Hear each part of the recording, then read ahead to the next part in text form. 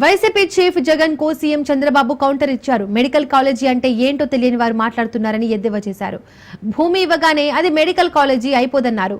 Medical కాలేజీల అంశంపై అసెంబ్లీలో చర్చకు రావాలని సవాల్ విసిరారు. అసెంబ్లీకి వచ్చి చర్చిస్తే ఈ అంశంలో ఎవరేం చేశారో తేలిపోతుందన్నారు.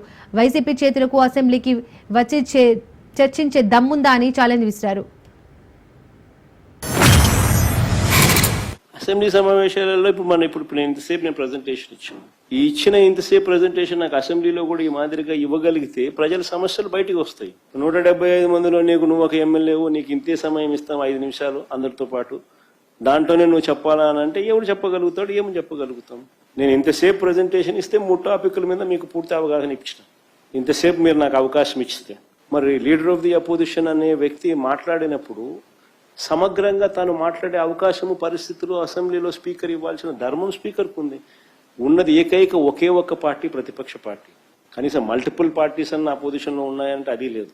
ఆ పార్టీ నువ్వు ప్రతిపక్షం ఎందుకంటాంలా?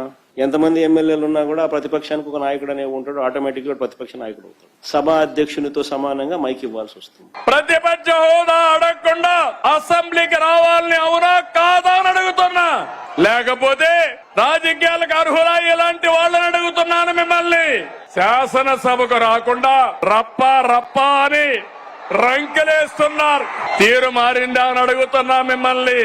రప్ప అంటే ఇక్కడ చూస్తూ ఊరుకో ఉండడానికి ఇక్కడ ఉండేది CBN పవన్ కళ్యాణ్.